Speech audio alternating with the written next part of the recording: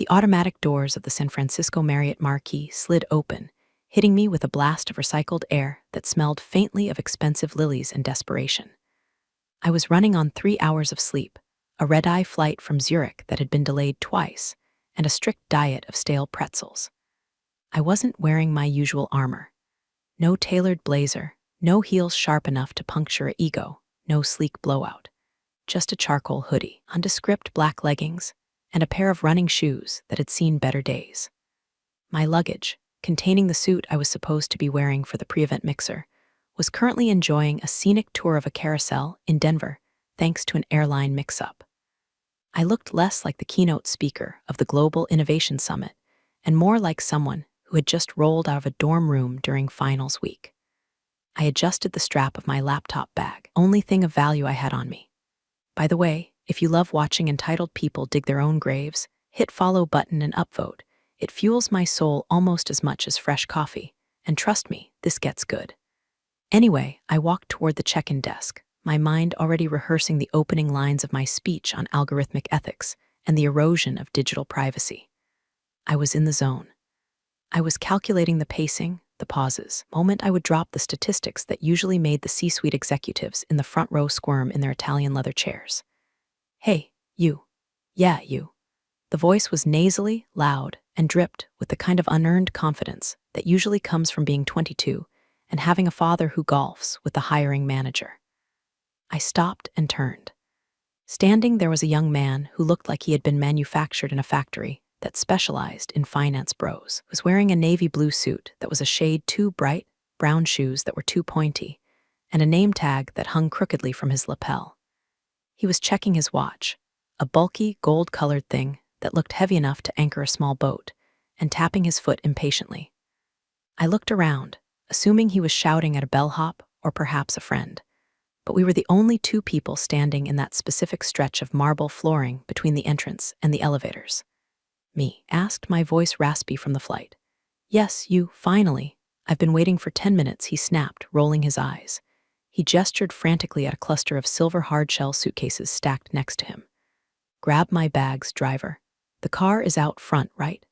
Black SUV? I'm already late for the VIP mixer, and if I miss the opening networking hour, my boss is going to kill me. I stared at him. Sheer processing power required to understand what was happening took a moment. He thought I was his Uber driver, or a private car service.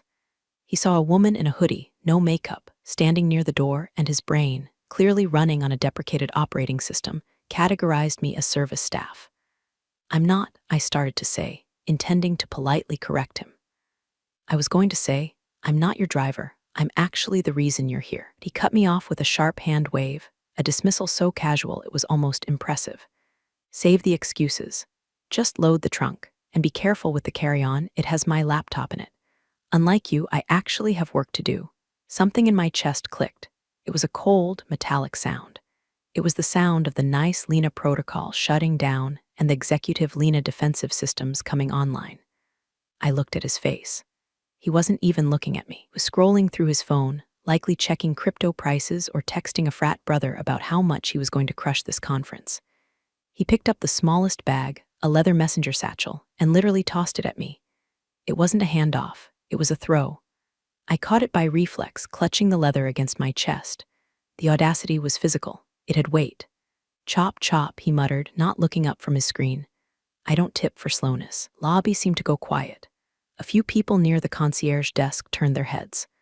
I saw a woman in a business suit pause, her coffee cup halfway to her mouth, eyes widening as she processed the scene. She looked at him, then at me. She seemed to sense the energy shift, the static electricity building in the air.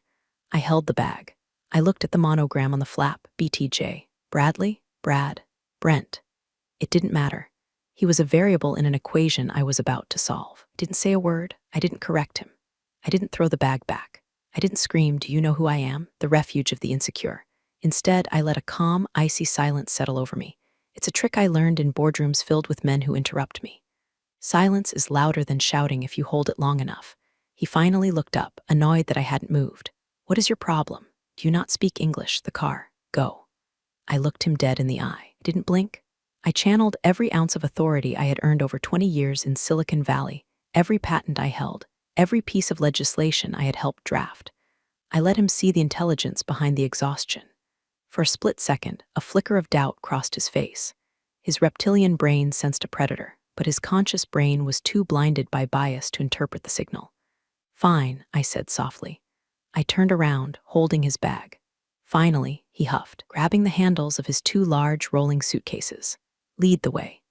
I walked toward the revolving doors, but at the last second, I veered sharp left toward the security access door, the one marked authorized personnel only.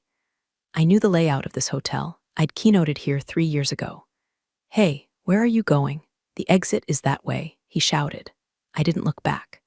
I swiped my temporary digital pass, which I had downloaded to my phone while waiting for my luggage, against the reader. The light turned green with a cheerful beep. I pushed through the door into the employee corridor, clutching his leather messenger bag. The heavy door swung shut behind me, engaging the magnetic lock with a heavy thud, cutting off his confused shouting. I stood there in the quiet, carpeted hallway used by staff and VIPs. I looked down at his bag. I wasn't stealing it. Oh no, I was simply securing it. I walked down the hallway toward the freight elevator that led to the executive suites. I could hear the faint, muffled sound of him banging on the security door from the other side. "Open up, you have my bag." "Hey," I pulled out my phone and texted the event director, Sarah. "I'm here," came in through the back, had a slight issue with a confused attendee in the lobby. "I'll explain later. Also, I have a hostage." I smiled for the first time that day. Exhaustion evaporated, replaced by the adrenaline of the hunt. He wanted me to handle his baggage. Fine. I was going to handle it. I was going to handle it in front of 3,000 people. I stepped into the elevator and pressed the button for the penthouse floor. As the doors closed, I whispered to the empty car. "Buckle up, BTJ." The freight elevator hummed smoothly, a stark contrast to the chaotic energy of the lobby I just left behind. I leaned back against the polished metal wall, BTJ. Leather bag still clutched in my hand. It smelled of cheap cologne and desperation. Curiosity got the better of me. I wasn't going to snoop through his personal digital life. I have ethics, after all, but the external pockets were fair game. I unbuckled the front flap. A stack of business cards tumbled out. Brad T. Jenkins, visionary, disruptor, growth hacker. I monetize mindsets. Actually laughed out loud. I monetize mindsets. It sounded like something an AI trained exclusively on LinkedIn influence hustle posts would generate. Below the text was a QR code that I assumed led to a portfolio of regurgitated crypto advice. The elevator dinged, opening onto the 40th floor, the VIP staging area. The atmosphere here was rarefied air. The carpet was thicker. The lighting was warm and golden. The sound of the city below was entirely absent. Sarah, the event director, was pacing near the registration table, looking at her tablet with the intensity of a bomb defusal expert. When she saw me, her shoulders instantly dropped 3 inches. "Lena," she exhaled, rushing over. She stopped just short of hugging me, respecting the professional boundary, but the relief in her eyes was palpable. "Thank God. Airline tracker said your bags were in Denver, and I was about to send a stylist to the nearest Nordstrom to buy out the store for you." "Denver is lovely this time of year," I said dryly, shifting the strange man's bag to my other shoulder. "But I think I'll manage. I have a backup outfit in my carry-on, assuming that wasn't lost too." Sarah frowned, looking at the messenger bag. "Is that yours? It doesn't look like your style." "This?" I patted Brad's bag. "This is collateral." Ran into a bit of a situation downstairs. Some young man mistook me for driver and insisted I take his bag, so I did. Sarah's eyes went wide. "You're joking, I wish." "He threw it at me, Sarah. Literally threw it." Sarah's face hardened. She was a veteran of these events. She had seen every type of ego the tech world could produce. "Point him out to me. I'll have his badge revoked before he gets through security." "No," I said quickly, raising a hand. "Absolutely not. Do not touch him. Let him in. Let him sit anywhere he wants." "Lena," she warned, a smile tugging at the corner of her mouth. "What are you planning?" "I'm planning a teachable moment," I said. "Just keep this bag here at the desk for me. If anyone comes looking for a stolen bag belonging to a Brad, tell them it was turned in by security and is being held for verification. Make him sweat." I handed the bag over to her assistant, who handled it like it was radioactive. I said, straightening my hoodie, "I need a shower and 10 minutes of silence before I have to be the Lena." "Right this way," Sarah said, guiding me down the hall. As we walked, we passed the VIP lounge. Through the glass doors, I could see the titans of the industry. There was the CEO of the largest chip manufacturer in the world, sipping espresso. There was the founder of that new quantum computing startup, frantically typing on a tablet. As I walked past, heads turned. Despite my hoodie, despite the lack of makeup, they knew. Lena, the chip CEO, waved, standing up. I read your white paper on neural drifting last week. Brilliant stuff. We need to talk about the regulation chapter. I smiled, waving back. Catch me after the keynote, David. I'm currently undercover. He laughed, confused but charmed. This was the dichotomy of my life. To the people who actually built things, I was a peer, a mentor, an authority. The Brads of the world, who saw only surface-level markers of status, suits, watches, loud voices, I was invisible. Or worse, I was servitude. I entered the private green room assigned to me. It was nicer than my apartment.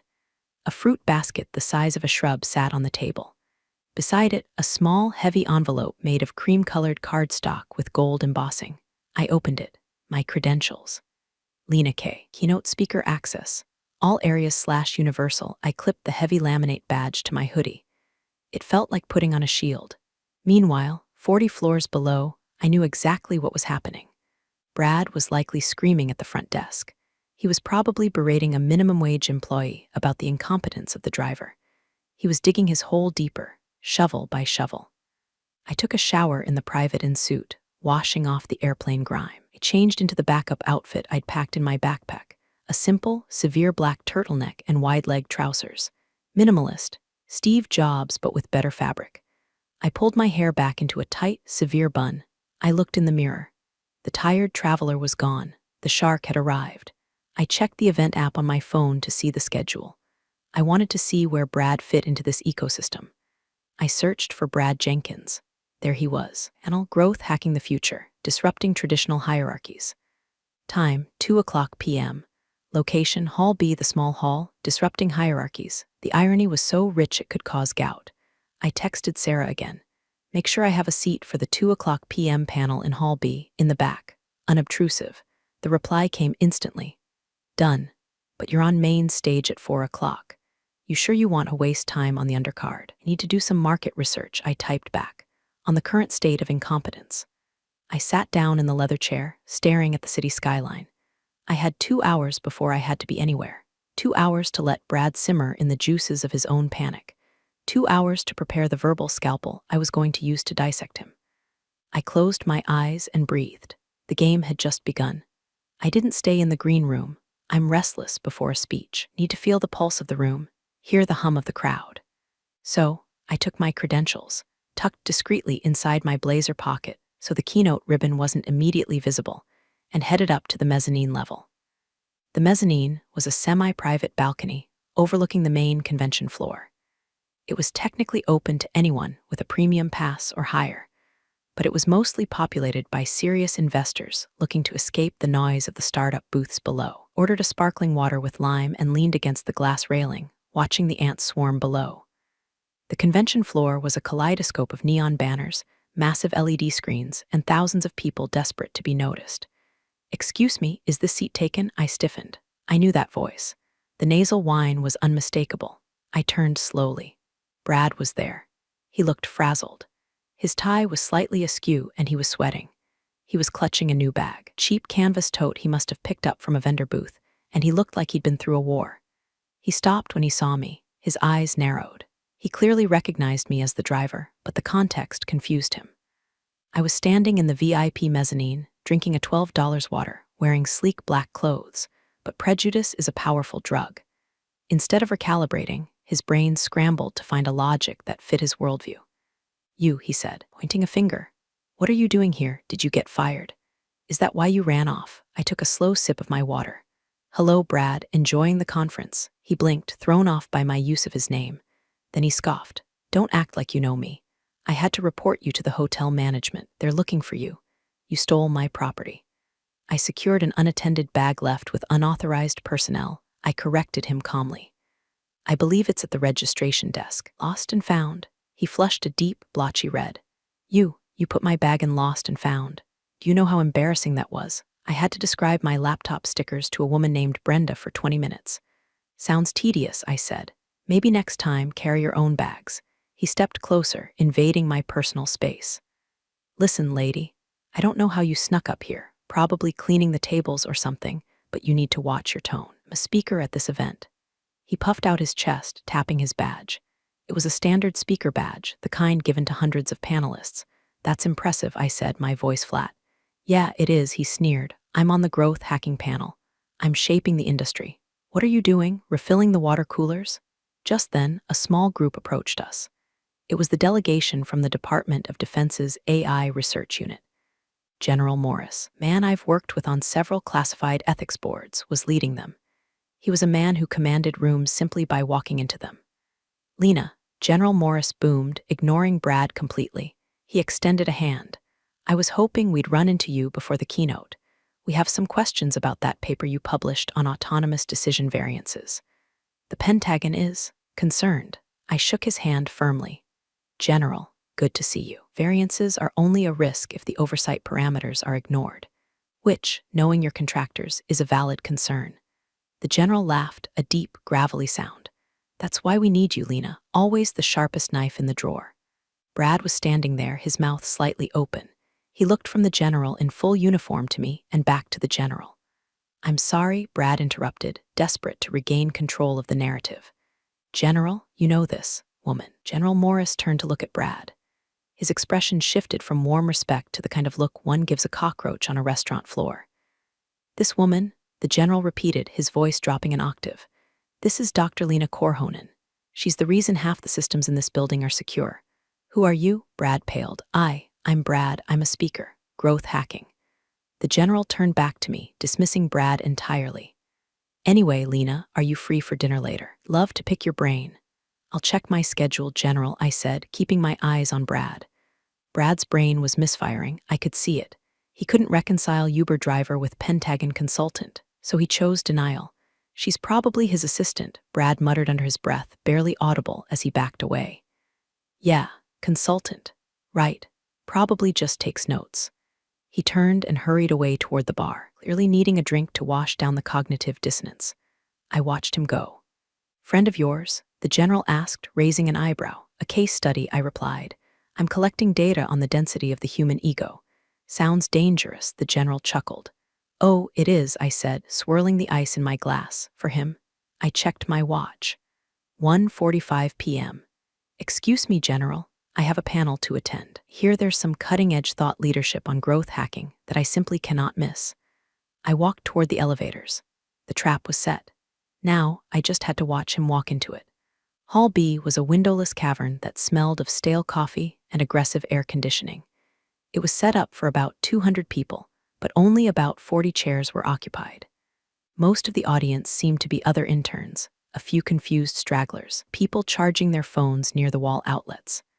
I slipped into the very last row, pulling my blazer tight around me. I kept my head down, ostensibly checking my phone, but my ears were tuned to the stage. Brad was sitting on a high stool in the center of the stage, flanked by two other young men who looked like clones of him, just with different vest colors. The moderator, a tired-looking woman from a tech blog, asked a question about sustainable growth. Brad grabbed the microphone as if it were a baton in a relay race he was winning. Great question, he boomed, his voice echoing too loudly in the half-empty room. But I think sustainable is a trap. It's a legacy mindset. We don't want sustainable. We want explosive. We want to break things. If you're not breaking things, you're not building. He looked around the room, expecting applause. He got a cough. At my startup, he continued, we don't have employees. We have ninjas. Have meetings, we have collisions. It's about flattening the hierarchy. The old guard, the dinosaurs, they're too slow. They're obsessed with ethics and compliance. We're obsessed with shipping. I felt a muscle twitch in my jaw, obsessed with ethics. He said it like it was a slur. Let me give you an example, Brad went on, leaning forward, manspreading on the stool. I had an interaction today. A classic example of the service mindset vs. the owner mindset. I had to deal with let's call her a logistics provider. She was slow, she was confused, she didn't understand urgency. That's the problem with the workforce today. No hustle. If you're not running, you're dead. He was talking about me. He was using his abuse of me as a parable for his business acumen. A young woman sitting 2 seats away from me leaned over to her friend. Is he serious? Logistics provider? He sounds like a sociopath. Her friend whispered back. Sounds like every guy who's ever tried to explain Bitcoin to me at a bar. I smiled behind my hand. The audience wasn't buying it. Brad, however, was oblivious. He was on a roll. You have to dominate your space. You have to assert dominance immediately, whether it's with a vendor, a client, or anyone. Alpha energy isn't toxic, it's efficient. I took out my notepad, an actual paper notepad, and wrote down, Alpha energy isn't toxic, it's efficient. Brad Jenkins, 2:15 p.m. I was going to use that. Oh, I was definitely going to use that. The moderator tried to pivot to the other panelists, but Brad kept interrupting. He interrupted the woman on his left. He interrupted the moderator. He was a black hole of attention, sucking all the oxygen out of the room. Actually, let me jump in there, Brad said, cutting off a thoughtful point about user privacy.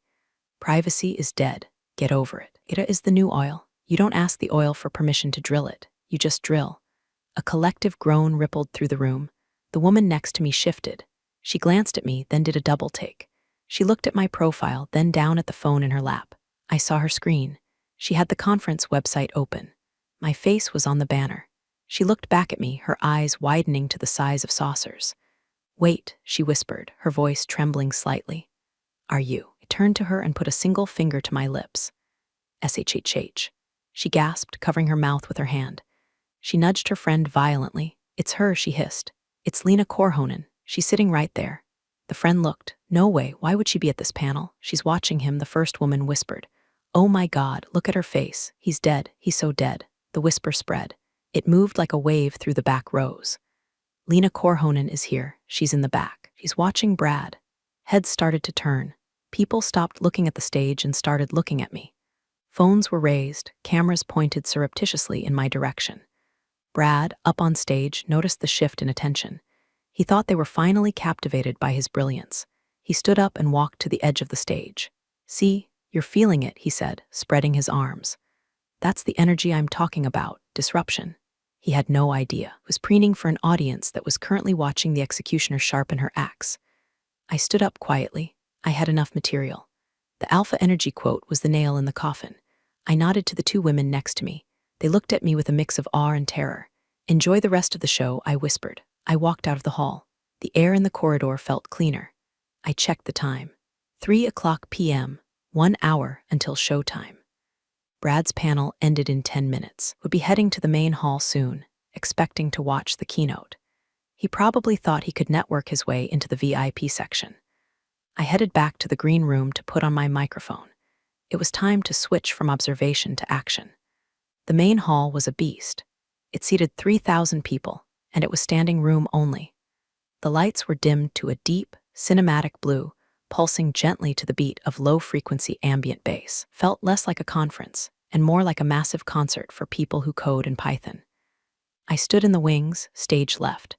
The stage manager, a guy named Mike with a headset and a clipboard, was counting down. 2 minutes, Lena. You look great. Killer suit. Thanks, Mike. I peeked through the curtain. The front row was reserved for diamond tier attendees and speakers, and there he was. Brad had somehow weaseled his way into a seat in the second row, right near the center aisle. He was beaming. He was chatting up the person next to him, who looked like a senior engineer from Google, probably trying to pitch his mindset monetization strategy. He looked relaxed. He looked like a man who had gotten away with it. He had his phone out, ready to record the keynote, likely to post it later with a caption about how inspired he was. The announcer's voice boomed through the massive speaker array, shaking the floorboards. Ladies and gentlemen, please welcome our keynote speaker. She is a Turing Award nominee, the architect of the sentience protocols, and the CEO of Ethelgard Systems. Please welcome Dr. Lena Korhonen. The applause was thunderous. It washed over me like a physical wave. I took a deep breath. I walked out. The lights hit me, blind white spotlights that made it impossible to see the back rows, but illuminated the front rows with terrifying clarity. I walked to the center of the stage. I didn't smile. I didn't do the humble wave. I stood there, center stage, hands clasped behind my back, radiating absolute stillness. The applause began to die down, fading into an expectant hush. I looked down. I found him immediately. Brad was clapping, a polite, networking smile on his face. Then he really looked at me.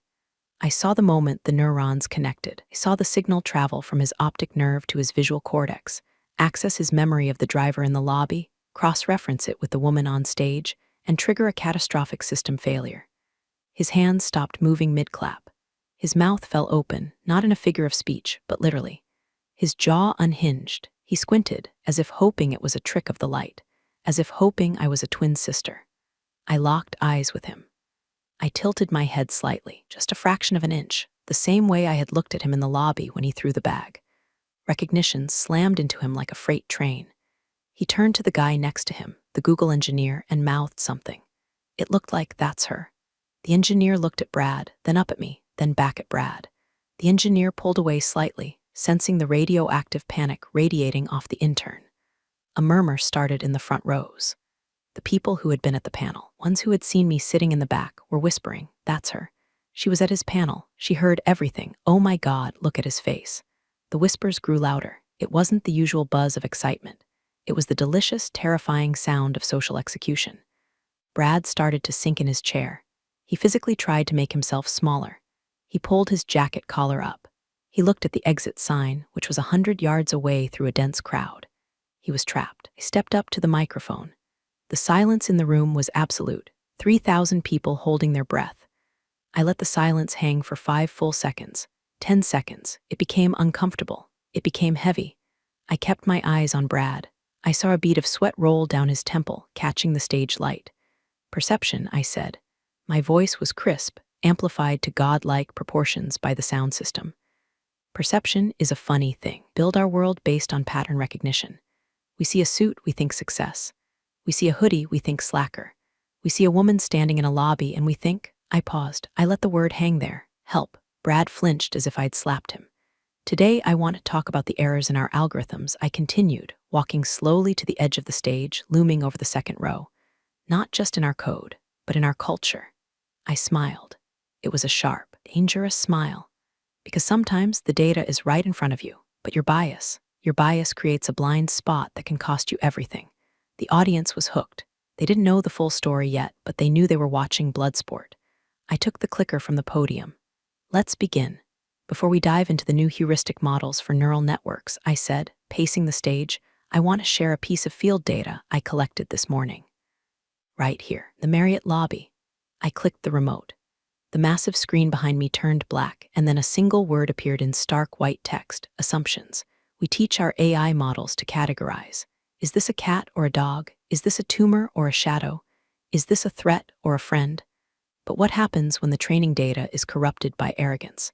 I stopped directly in front of Brad's section. I wasn't looking at him anymore. That would be too obvious. I was looking just above his head, but everyone in his blast radius felt the heat. I arrived today tired. I was wearing leggings. I was standing near the door, and a young man, let's call him the disruptor. A ripple of laughter went through the crowd. The disruptor approached me. He didn't see a keynote speaker. He didn't see a human being. He saw a function. He saw a mechanism to move his luggage from point A to point B. I clicked the remote again. Slide appeared showing a stock photo of a generic, angry businessman yelling at a phone. "He threw his bag at me," I said. The audience gasped. A collective, sharp intake of breath. Literally threw it, and he commanded me to drive him. When I hesitated, he didn't question his assumption. He doubled down. He questioned my competence.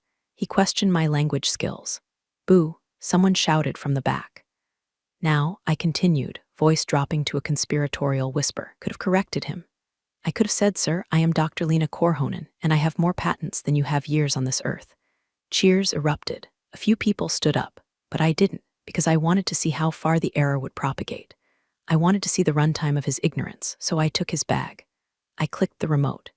The screen changed to a photo I had taken in the elevator, a close-up of the leather bag with the monogram BTJ.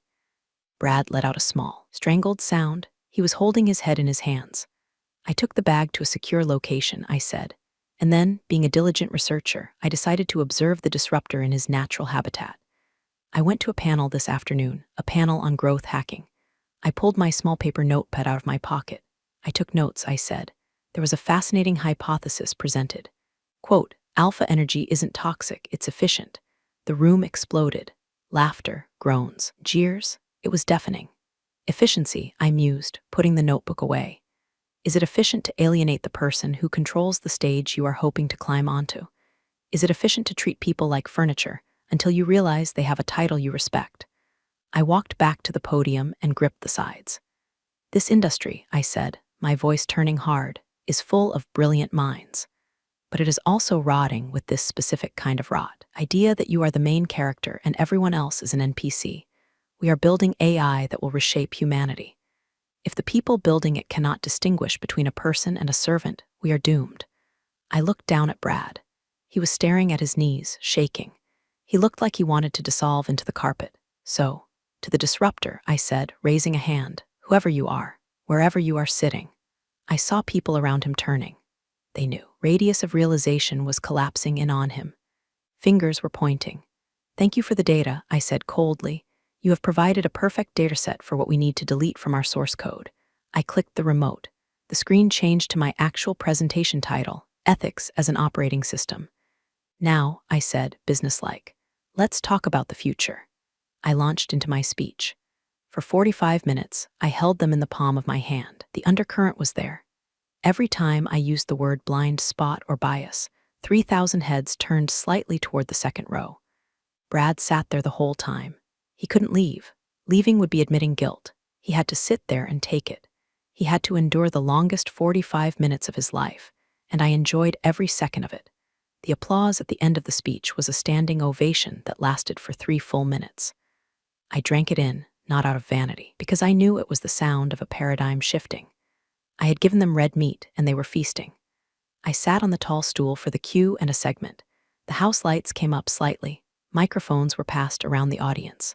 The first few questions were technical, nuances of the GDPR, the future of quantum encryption. I answered them with ease. Then, a young woman in the balcony stood up.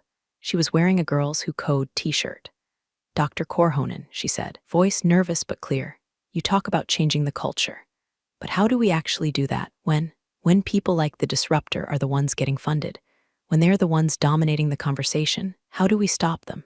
The room went silent. It was the question everyone wanted to ask. I looked at her. We stop tolerating it, I said. We stop thinking that arrogance is a proxy for competence. And we stop letting them in the room. I looked down at the second row. Brad was looking up at me now. He looked like a cornered animal. There was a mix of fear and a strange, desperate defiance in his eyes. He realized, perhaps, that he had nothing left to lose. He stood up.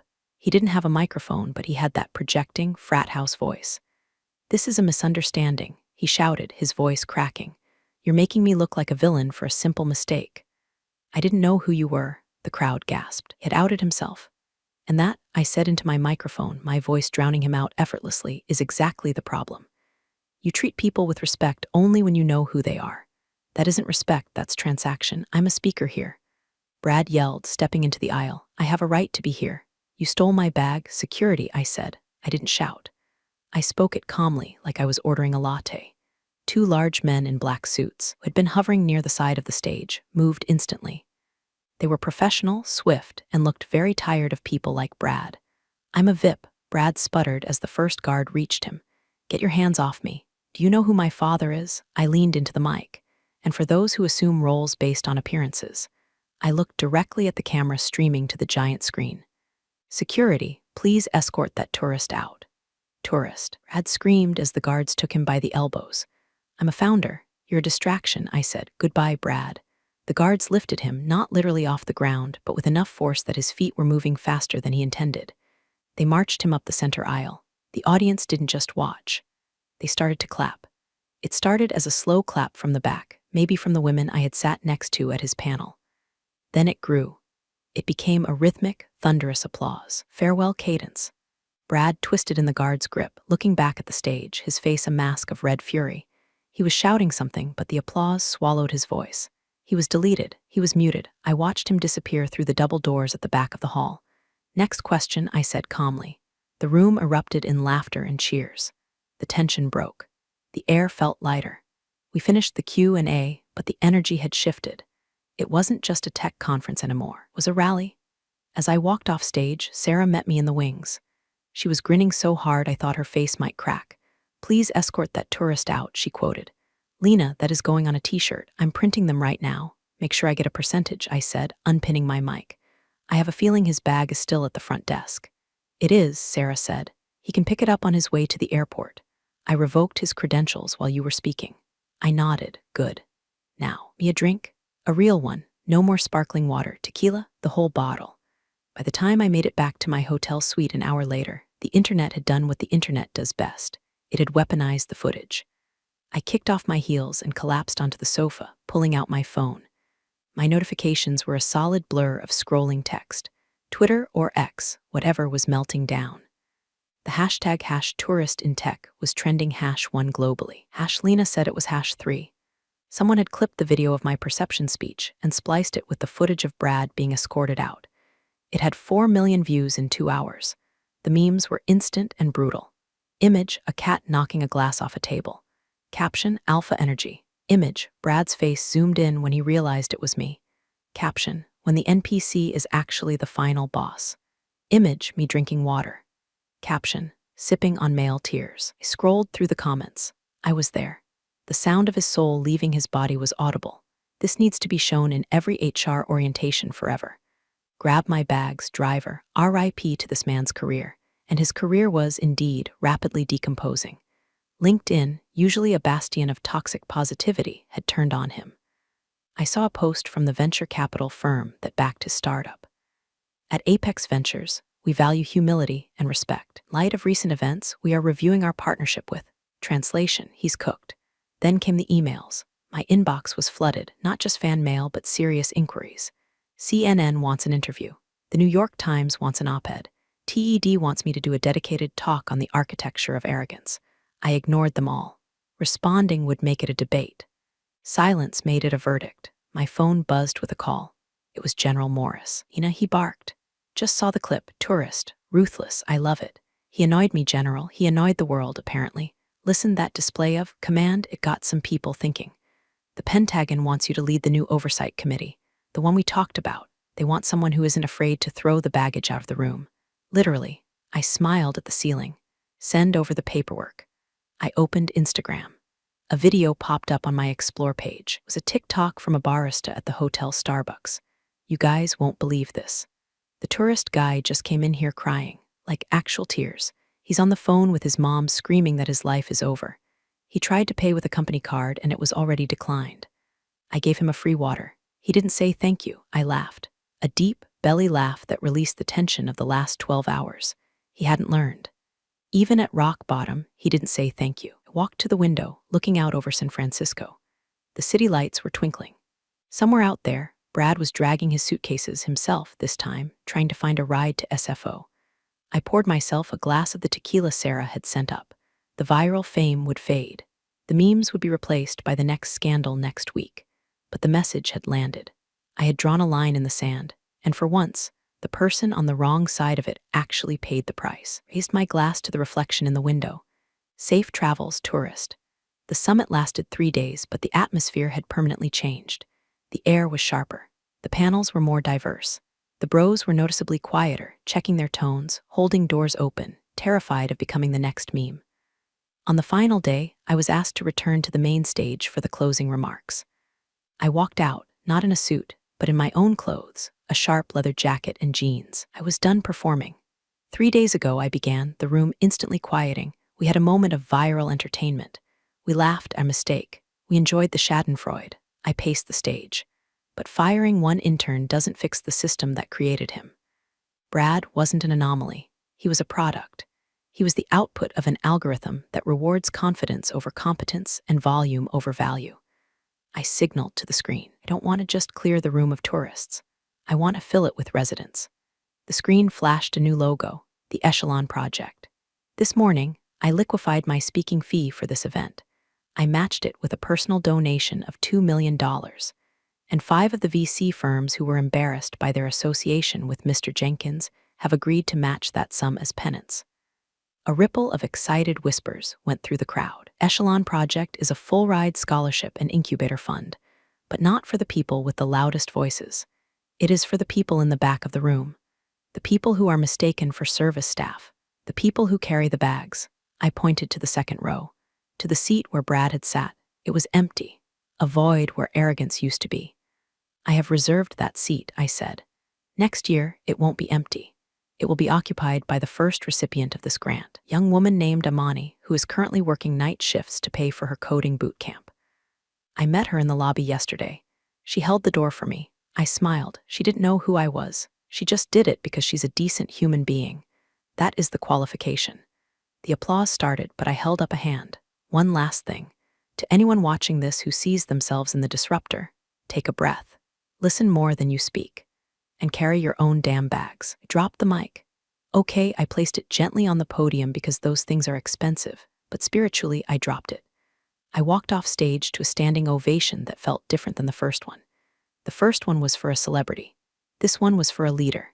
As I exited the venue, heading toward the waiting black car, my actual driver, who I tipped heavily, I checked my phone one last time. A text from an unknown number. I'm sorry, I really am. Brad. I looked at it for a moment. I considered replying. I considered giving him a piece of advice. Then I pressed block number.